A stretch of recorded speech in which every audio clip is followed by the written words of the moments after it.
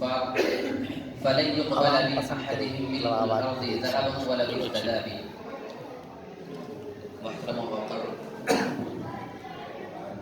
علماء کرام، بزرگان دین، نوجوان ساتھیوں، عزیز بچوں، پردہ نشین خواتین اسلام، پیاری ماں اور بہنوں، آج کی اس مبارک مجلس میں میں نے آپ کے سامنے سورہ آل عمران کی ایک آیت تلاوت کی ہے. اسی کے ضمن میں انشاءاللہ آپ کے سامنے کچھ باتیں رکھنے کی کوشش کروں گا.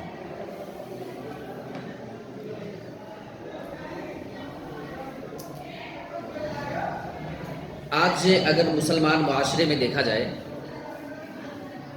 تو مسلم لڑکیاں جو نوجوان ہیں خاص طور سے، وہ غیروں کے بہکاوے میں بہت زیادہ آ رہی ہیں، اور ارتداد کا راستہ جس طریقے سے وہ چن رہی ہیں یہ کافی قابل افسوس ہے اور تشویشناک بھی ہے.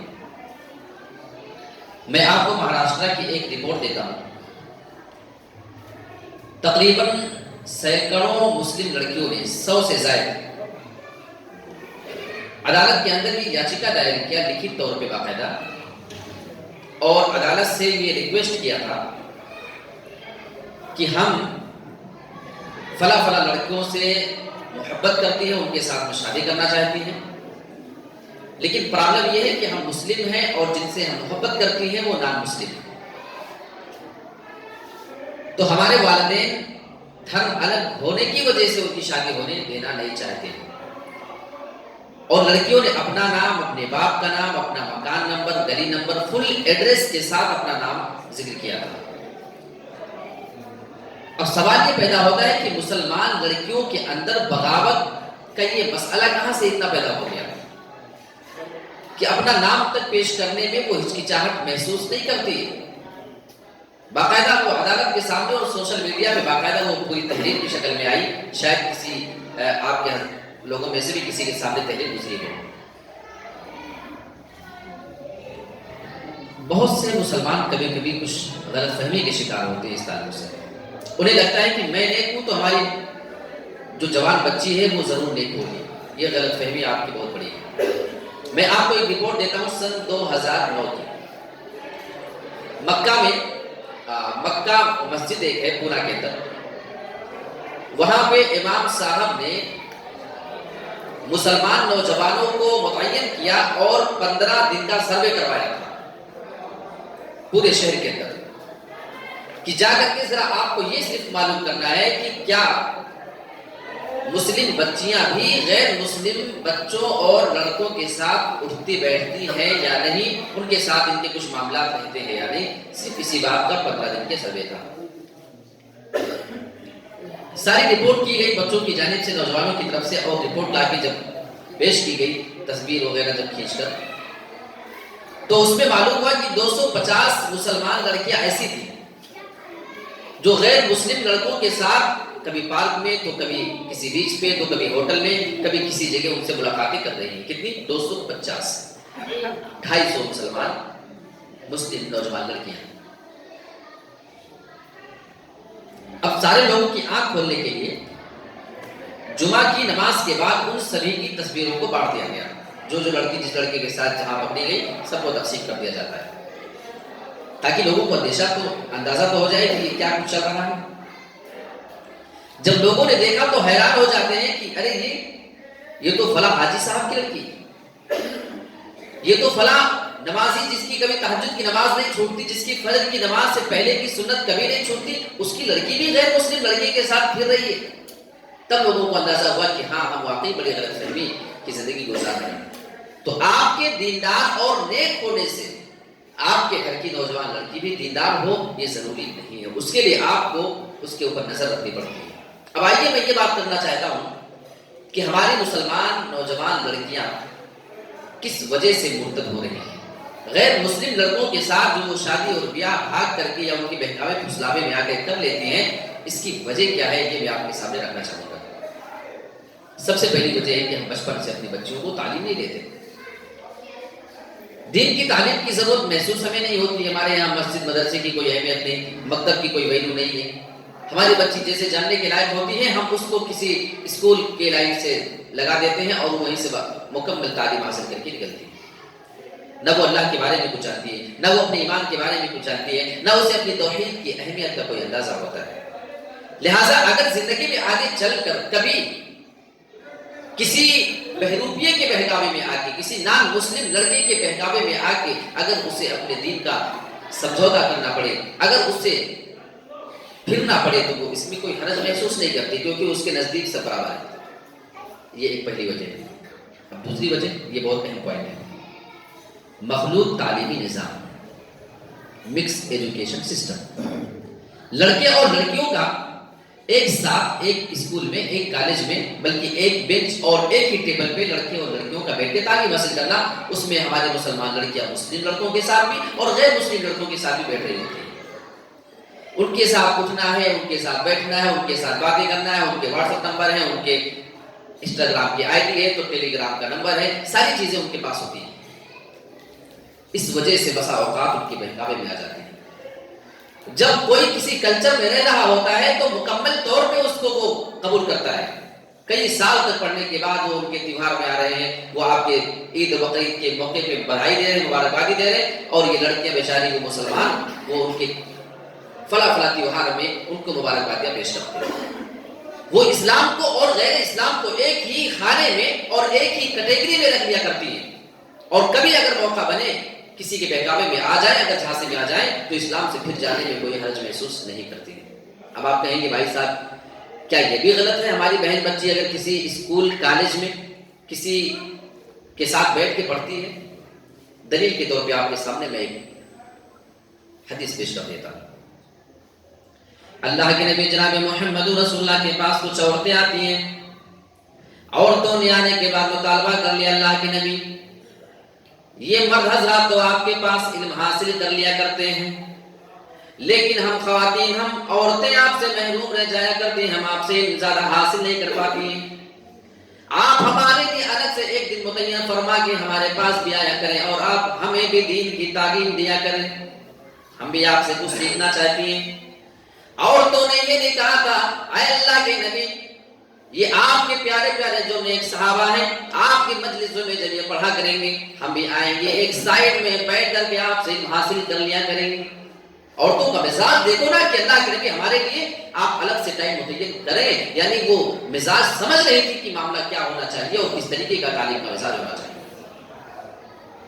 جب یہ معاملہ اللہ کے نبی کے سامنے آتا ہے، اللہ کے نبی نے یہ نہیں فرمایا تھا میری پیاری ماں بہنوں میں تمہارے لیے الگ سے دن متعین کیوں کروں، جب میں اپنے پیارے پیارے صحابہ کو پڑھایا کروں تم بھی انہیں کی محفلوں میں آنا، ان کے پاس تم بیٹھ کر کے دین کا علم حاصل کر لیا کرنا.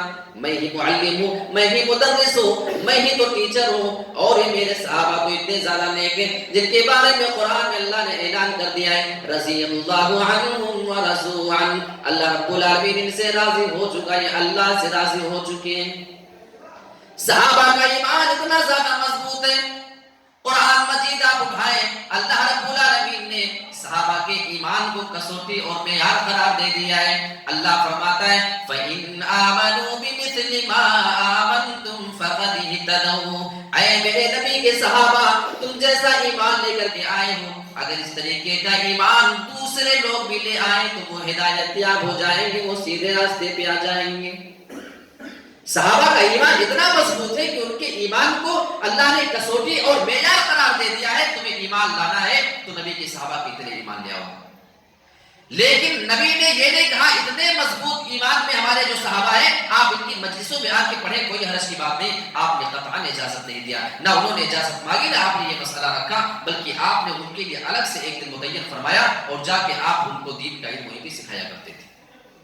اگر صحابہ کے سامنے صحابیات کو بیٹھ کے پڑھنے کی نبی نے اجازت نہیں دی ہے ایک محفل میں، ایک مجلس میں، تو میرے پیارے ساتھیوں وہ کون سی دلیل ہے جو ہماری مسلم نوجوان لڑکی کو ایک غیر مسلم یا مسلم لڑکے کے ساتھ ایک ٹیبل پہ ایک بینچ پہ بیٹھ کے علم حاصل کرنے کی اجازت دیتی ہے؟ میں اعلیٰ تعلیم کا مخالف نہیں، میں اصلی تعلیم کا مخالف ہرگز نہیں ہوں، لیکن میں جو بات کہنا چاہ رہا ہوں وہ بے پردگی والی جو تعلیم حاصل ہو میں اس معاملے میں بات کرنا چاہتا ہوں. ہماری بہن بیٹی جب کسی کے سامنے اٹھے گی بیٹھے گی تو ظاہر سی بات ہے وہ باتیں کرتی ہے، please help me, excuse me, یہ ذرا آپ سمجھا دیں، آپ اپنا نمبر دے دیں، ہم آپ سے کوئی بات سمجھ لیا کریں گے، آپ ہمارے گھر پہ آیا کریں، ہم آپ کے گھر پہ، یہ سارے معاملات چل رہے ہیں۔ اللہ کے نبی صلی اللہ علیہ وسلم کی بیویوں کے بارے میں اللہ رب العالمین نے کتنی سختی کا معاملہ کیا ہے، جب آپ کو کسی سے بات کرنا ہو تو کیسے کرنا ہے۔ یا نساء النبی لستن کأحد من النساء ان اتقیتن فلا تخضعن بالقول فیطمع الذی فی قلبہ مرض۔ اے نبی کی بیویوں، تم عام عورتوں کی طرح نہیں ہو، یعنی تمہارا مقام بہت ہی زیادہ اونچا ہے۔ ان اتقیتن فلا تخضعن بالقول، اگر تم اللہ رب العالمین سے ڈرنے والی ہو، فلا تخضعن بالقول، تو تم اپنی آواز میں لچک اور نرمی پیدا نہیں کرنا، مٹھاس پیدا نہیں کرنا۔ فیطمع الذی فی قلبہ مرض، اگر تم نرم انداز میں بات کرو گی، ہو سکتا ہے اس کو سننے والا بندہ اگر وہ دل کا بیمار ہو، آپ کی اس بات کو سننے کے بعد اپنے دل میں غلط خیال پال سکتا، اس کے دل میں کوئی بات آ سکتی ہے۔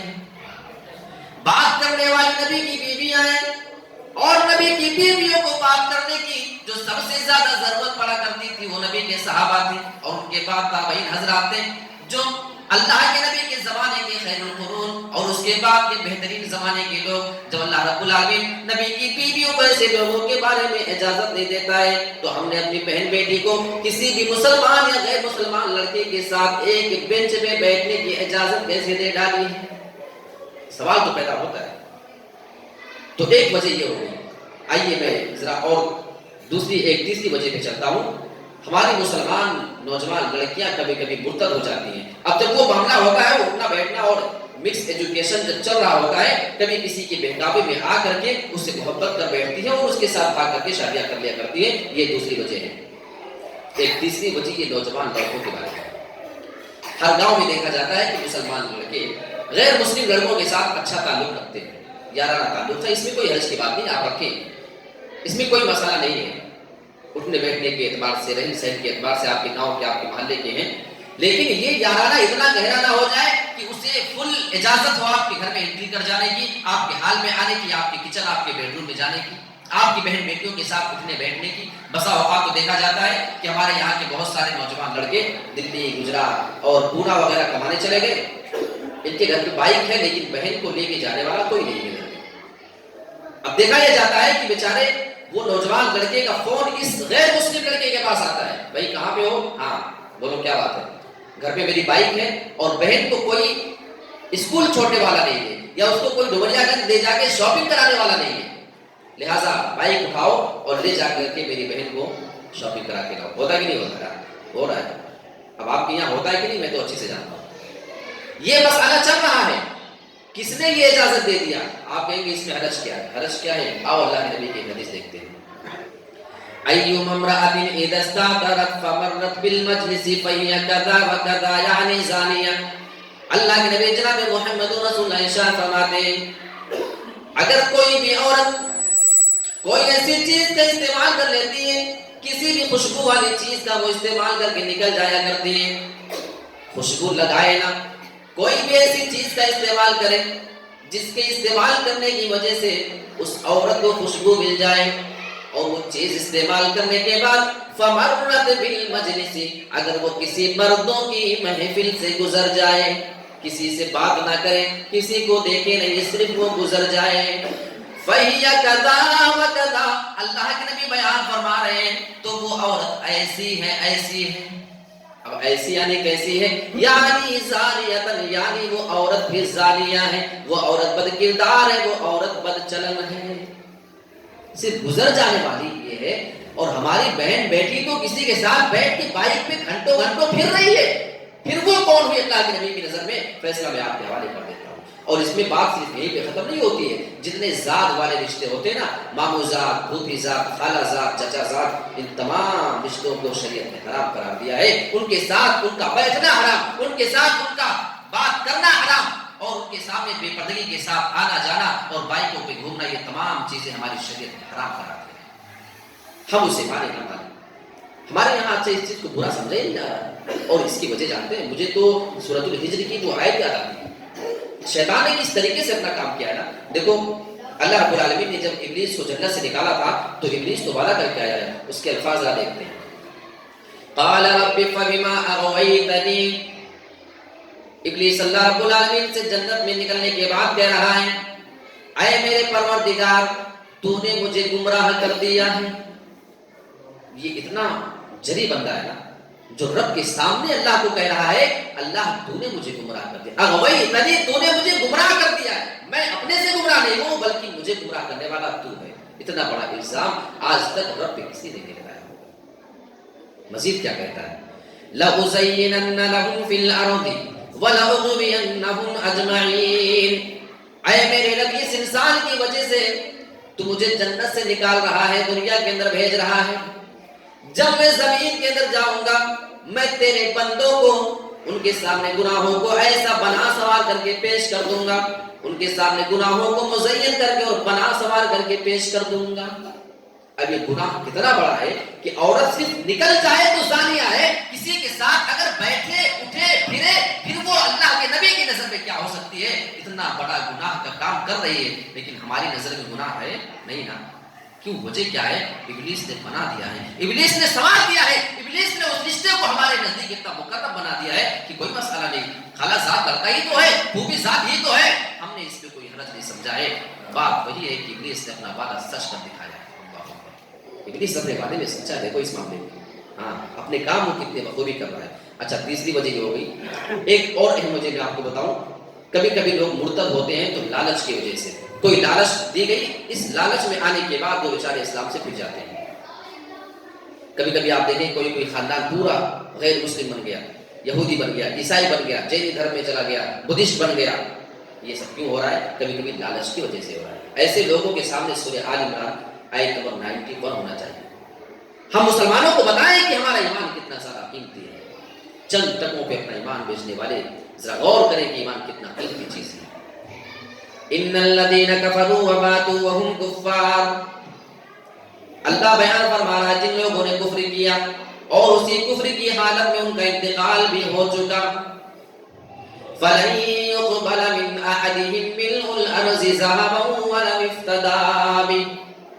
اگر یہ مرنے والے کافر اللہ کے نزدیک پوری زمین کے برابر سونا لا کر کے دے اپنے آپ کو جہنم سے بچانے کے لیے, اگر وہ ایمان کے بدلے پوری زمین کے برابر سونا لا کر کے دے, اللہ بیان فرماتا ہے فَلَن يُقْبَلَ, اس چیز کو ان کی جانب سے ہرگز قبول نہیں کیا جائے گا. اس آیت سے معلوم ہوتا ہے ہمارا ایمان اتنا زیادہ قیمتی ہے, ہمارا ایمان اتنا زیادہ انمول ہے. پوری دنیا کا سونا ہو جائے, ہیرے جواہرات ہو جائے, تمام چیزیں ایک جانب رکھ دی جائے اور دوسری جانب ہمارا ایمان ان تمام چیزوں سے زیادہ قیمتی, زیادہ اہم ہے. یہ قرآن کی آیت بتا رہی ہے, سورہ آل عمران آیت نمبر 91 ہمارا مطلب ہے. اچھا کبھی کبھی ایک اور وجہ ہوتی ہے, بہت سے لوگوں کا دباؤ, غیر مسلم تنظیم اور ان کے سنگٹھن کا دباؤ پڑنے سے بہت سارے لوگ اسلام سے پھر جاتے ہیں. آپ دیکھیں کیا کریں, ہم کمزور لوگ ہیں, ہم جس محلے جس علاقے میں رہتے ہیں وہاں ہم کمزور لوگ ہیں, دباؤ پڑا, ہم اسلام سے پھر گئے. آپ کو لگتا ہے کہ اسلام پہ عمل کرنے کی وجہ سے آپ کے پیروں کے نیچے اگر پھول بچھائے جائیں گے تو یہ آپ کی غلط فہمی ہے. یہ بات یاد رکھیں. اللہ کے نبی جناب محمد رسول اللہ مکہ کے اندر دعوت کا کام کر رہے ہیں. پورے 13 سال تک آپ دعوت کا کام کرتے رہے, لوگ آپ کو تکلیف پہ تکلیف دے رہے ہیں. کبھی آپ کے گردن میں رسی اور کپڑا باندھ کر کے کھینچا جا رہا ہے, کبھی آپ نماز پڑھ رہے تو آپ کی نماز کی حالت میں اونٹ کی اوجڑی آپ کے اوپر لا کر کے ڈالی جا رہی ہے. کبھی لوگ آپ کے گھر کے سامنے کانٹے بچھا کر کے چلے جایا کرتے تھے رات میں تاکہ صبح محمد کے بچے نکلیں گے تو ان کے پیر میں چبھ جائے گا. کبھی لوگوں کی شرارت اتنی زیادہ ہوتی تھی, اللہ کے نبی کے آنگن میں کھانا بن کے رکھا رہا ہوتا تھا, لوگ آیا کرتے تھے اور سائڈ سے وہ کوڑے اور کچرے ڈال کر کے پھینک کر کے کھانے میں چلے جایا کرتے تھے. اتنا سب کچھ ہوا کرتا تھا لیکن اللہ کے نبی اپنے ایمان سے کبھی سمجھوتا نہیں کر رہے ہیں. اور آخر میں پلاننگ ہو جاتی ہے. اللہ کے نبی جناب محمد رسول اللہ کو جان سے مارنے کی پلاننگ کر لی گئی. دارالندوا کے اندر ایک میٹنگ ہوتی ہے, سارے لوگ وہاں پہ میٹنگ کر رہے ہیں. تمام لوگوں نے اپنا اپنا مشورہ دیا, یہ محمد کا دین تو پھیلتا جا رہا ہے, اس کے بارے میں روک تھام لگانے کے لیے ہم کیا کریں. کسی نے مشورہ دیا کہ ان کو مکہ سے نکال دیا جائے. پھر بات یہ آئی کہ مکہ سے نکال دیں گے تو بات یہیں تک ختم تھوڑی ہوگی, یہاں سے جا کے دوسری جگہ اسلام پھیلائیں گے. یہ رائے صحیح نہیں ہے. کسی نے کہا کہ ان کو لا کے قید خانے میں ڈال دیا جائے, جیل میں بند کر دیا جائے, اس کے بعد ان کا دین کا کام رک جائے گا. لوگوں نے کہا کہ ان کے ماننے والے اتنے شہدائی ہیں کہ ان کو اپنی جان پہ کھیل کر کے چھڑا کے جائیں گے. یہ بھی بات صحیح نہیں ہے. ابو جہل کھڑا ہوتا ہے, اس نے کہا کہ میرا مشورہ یہ ہے, سارے قبیلے کے تمام قبیلوں سے ایک ایک نوجوان آدمی اٹھے اور اپنے ہاتھ میں وہ ہتھیار تلوار لے, اور تمام لوگ ایک ہی ساتھ محمد جب سو رہے ہو تو جا کر کے ان کے اوپر حملہ کر دیا جائے. محمد کے گھر والے, ان کے خاندان والے کس سے بدلہ لینے جائیں گے. اسی میں ابلیس بھی موجود تھا جو ایک نجدی بوڑھے کی شکل میں آیا ہوا تھا, بڑا بزرگ دیکھنے میں معلوم ہو رہا تھا. لوگوں نے اس کو بھی اس میٹنگ میں شامل کر لیا تھا کافروں نے. وہ کھڑا ہوتا ہے, کہنے لگا القول ما قال الرجل, بات تو اسی نوجوان کی بہترین معلوم ہوتی ہے. یہ مشورہ مجھے بڑا پسند آیا کہ ہاں ایسے ہی کیا جائے, ہر قبیلے سے ایک ایک نوجوان اٹھے اور سب لوگ مل کر کے ایک ساتھ محمد پر حملہ کر دیں. اللہ کے نبی کی زندگی کے ساتھ یہ پلاننگ ہو رہی ہے. کیوں جانتے ہیں, آپ کی کوئی زمین و جائیداد کی کوئی دشمنی کسی سے نہیں تھی, باپ دادا کے معاملات کوئی نہیں تھے, کورٹ کچہری کا کوئی مسئلہ نہیں تھا. بات تھی صرف رب کی شریعت کی, صرف اسلام پہ عمل کرنے کی وجہ سے. اور آپ یہ نہ سمجھیں کہ اللہ کے نبی کو مکہ چھوڑتے ہوئے تکلیف نہیں ہو رہی تھی. اللہ کے نبی جب مکہ کو چھوڑ رہے تھے تو اللہ کے نبی مکہ کو دیکھ کر کے آنکھوں میں آنسو لیے نمدیدہ آنکھوں سے یہ بیان کر رہے تھے, اے مکہ پوری سرزمین میں تو مجھے سب سے زیادہ پسندیدہ ہے. اگر تیرے باشندے, اگر تیرے رہنے والے آج مجھے مجبور نہ کر دیتے تو اے مکہ میں تجھے کبھی چھوڑ کر نہیں جاتا. تو آپ کو لگتا ہے کہ اسلام پہ عمل کرنے کی وجہ سے آپ کے پیروں کے نیچے پھول بچھائے جائیں گے, ہیلی کاپٹر سے آپ پہ پھولوں کی بارش کی جائے گی, تو یہ آپ کے غلط فہمی ہے. میرے پیارے ساتھیوں, اپنے ایمان کی اہمیت سمجھو. اس معاملے میں جب آپ پہ مصیبت آئے تو اس ٹائم پہ آپ استقامت دین پہ جمع کیسے جاتا ہے, یہ تعلیم ہمیں لوگوں کو دینے کی ضرورت ہے. ایک اور اہم وجہ بتاؤں میں, ہماری مسلمان لڑکیاں جو ہے وہ کیوں مرتد ہو رہی ہیں, کیوں اسلام سے پھر رہی ہے. اس میں ایک اہم وجہ ہے سیلیبریٹیز کی باہمی شادیاں. ہمارے یہاں کی نوجوان لڑکیاں بیچاری فلمیں دیکھ رہی ہیں, ڈرامے وہ دیکھتی ہیں, سیریل وہ دیکھتی ہیں, موبائل فون تو ہم نے لا کے دیا ہے, باپ نے دیا ہے, بھائی نے دیا ہے, وہ دیکھ رہی ہے واقعہ. اس میں کبھی کبھی ایسا کردار ادا کیا جاتا ہے کہ مسلم لڑکی ہے نان مسلم لڑکے سے محبت کرتی ہے. شادی دونوں کی ہونے نہیں دیتے کیونکہ دھرم الگ ہے. اب یہ مسلم لڑکی اندر سے جذبے میں آتی ہے, اس کا دل کہتا ہے کہ یہ شادی ہونی چاہیے, بھلے لڑکی کا نام عائشہ ہے, لڑکی کا نام فاطمہ ہے, لڑکا ہے مسلم ہے تو کیا ہوا, لیکن شادی ہو جانی چاہیے کیونکہ یہ محبت کی بات ہے. اور اس کو دیکھ کے بیچاری سیریس ہو گئی, اس کی آنکھوں میں آنسو ہے, یعنی وہ اندر سے بول رہی ہے کہ دھرم بیچ میں آڑے آنا نہیں چاہیے, یہ اس کا دل بول رہا ہے. اچھا یہ تو کردار ہو گیا. ان کی ریئل لائف میں آپ دیکھو, ہیرو ہیروئن کی جو ریئل لائف ہوتی ہے آپ اٹھا کر دیکھ لیں, ان کے یہاں مسلم, غیر مسلم, سکھ, عیسائی, ان تمام چیزوں میں کوئی فرق نہیں رکھا جاتا ہے. سب کی شادی ایک دوسرے سے ہو رہی ہے. آپ اٹھا کر کے نظر دیکھیں, ایک تو کردار دکھایا گیا, دوسرا ان کی لائف میں ہو رہا ہے. اب یہ لڑکیاں جن کو اپنا آئیڈیل مانتی ہیں, جن کو اپنا نمونہ مانتی ہیں, انہی سے متاثر ہوتی ہیں. ان کے نزدیک اس معاملے میں کوئی حرج محسوس نہیں ہوتا ہے. اسلام کو غیر اسلام کو ایک خانے میں رکھ دیتی ہیں. اگر کبھی کسی بہروپیے کے بہکاوے میں آ جائیں اور اپنے اسلام سے اگر پھرنے کی بات آ جائے تو اپنے تمام گھر والوں کو چھوڑ کر کے وہ پیشانی جو کبھی رب کے سامنے جھکا کرتی تھی وہ غیروں کے سامنے جھکانے کے لیے تیار ہو جاتی ہیں اور اسلام سے اپنے آپ کو دور کر دیتی ہیں.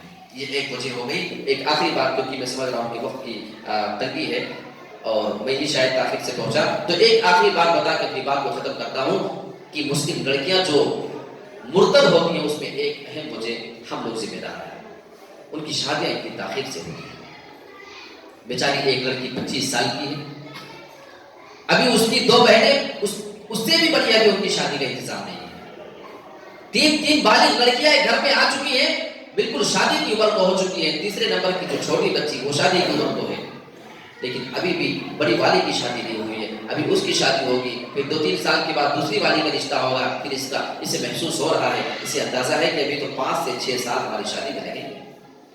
لہٰذا جب وقت پر اس کی شادی نہیں ہوتی ہے تو یہ لڑکی اپنی مرضی سے کسی لڑکے کو تلاش کر کے اور اپنا فیوچر بنانے کے لیے اور ان تمام جھمیلوں سے نکلنے کے لیے جہیز کے رسم و رواج اور بارات اور یہ تمام چیزوں کے خرافات سے اپنے آپ کو بچانے کے لیے وہ اپنی مرضی سے کوئی لڑکا تلاش کر لیتی ہے، پھر وہ اس کے دھرم کا ہو نہ ہو، پھر اس کے مزاج ملتے ہو نہ ملتے ہوں، اور اس طریقے سے اپنے آپ کو ان تمام رسم و رواج سے آزاد کرنے کے لیے وہ کسی غیر مسلم سے شادی کر دیا کرتی ہے۔ کتنے واقعات ایسے ہمارے آپ کے سامنے مل جائیں گے۔ یہ کچھ باتیں میں نے آپ کے سامنے رکھنے کی کوشش کی ہے مختصراً، وقت چونکہ کم تھا اور اگر وقت میں تاخیر ہو گئی تو معذرت چاہتا ہوں۔ اللہ رب العالمین سے میں دعا کرتا ہوں کہ پروردگار ہم تمام مسلمانوں کو اپنے مسلم بچیوں پر سخت نظر رکھنے کی توفیق عطا فرما، آمین۔ وآخر دعوانا الحمدللہ رب العالمین، والسلام علیکم ورحمۃ اللہ وبرکاتہ۔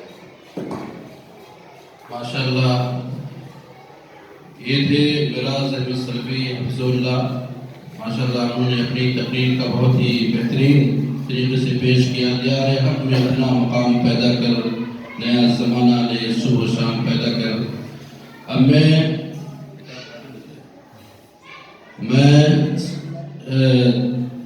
محمد صدیق صاحب جو اس مجلس کے صدر ہیں ان سے گزارش کروں گا کہ وہ آئے یہاں کھڑے ہو کر ہمارے بزرگوں کو کچھ کتابیں ہیں جو قرآن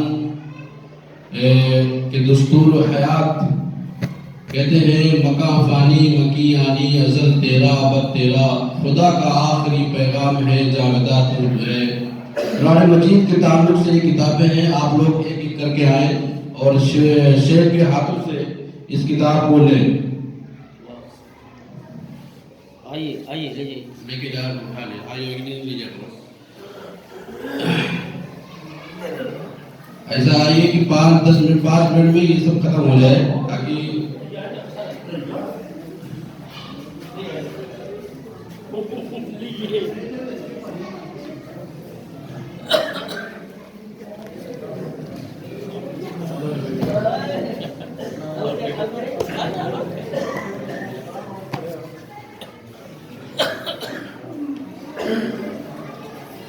کتابوں کے اوراق لے کر اپنی اپنی جگہوں پہ بیٹھے۔ ابھی الحمدللہ 2 اہم مقرر جو ہماری لسٹ کے سب سے بہترین مقرروں میں سے ہیں وہ آپ کے درمیان موجود ہیں۔ صدر محترم شیخ الحدیث محمد صدیق صاحب بھی موجود ہیں، ان کے ذریعے سے بھی انشاءاللہ ہم استادی کلمات کو سنیں گے، اور ساتھ میں امیر حمزہ سلفی صاحب بھی موجود ہیں۔ انشاءاللہ العظیم یہ بھی 10 سے 20 منٹ یا آدھا گھنٹے تک ہم کو خطاب کریں گے، اس کے بعد اذان ہوگی اور فوراً انشاءاللہ العظیم جماعت کھڑی کر دی جائے گی۔ اس کے بعد مہمانوں کی مہمان نوازی انشاءاللہ العظیم کھانے کے ذریعے کی جائے گی۔ نوجوانوں سے گزارش ہے کہ ابھی بھی کچھ نسخے بچے ہوئے ہیں، آ کے ریسیو کر لیں اور اپنی اپنی جگہوں پہ بیٹھ کر محفل کو نصب کریں۔ اور میں چاہوں گا کہ امیر حمزہ سلفی صاحب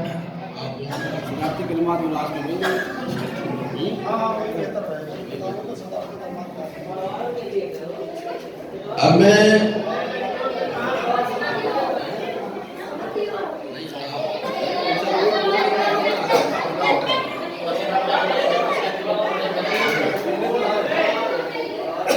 بچے شروع نہ کریں، اپنے اپنی جگہوں میں اطمینان کے ساتھ بیٹھ جائیں۔ اب ایسے شعبہ میرا مقرر امیر حمزہ سلفی صاحب آپ کے درمیان آ رہے ہیں، جن کی آپ کو کسی تعارف کی ضرورت نہیں ہے، آپ تمام حضرات ان کے بارے میں جانتے ہیں۔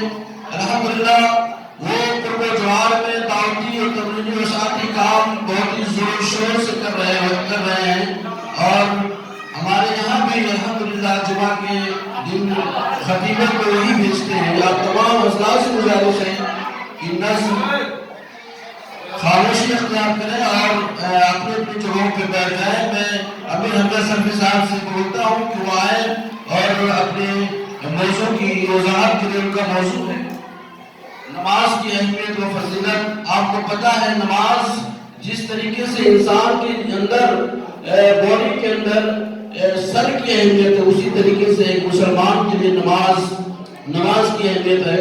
اگر ایک مسلمان کے اندر نماز نہ ہو تو وہ مسلمان نہیں کہلائے گا، اور اسی لیے آپ اس موضوع کو بہت ہی غور و فکر سے سنیں اور اس میں عمل کرنے کی توفیق عطا فرمائیں۔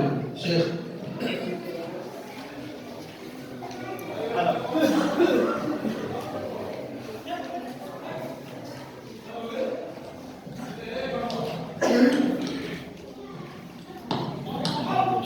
السلام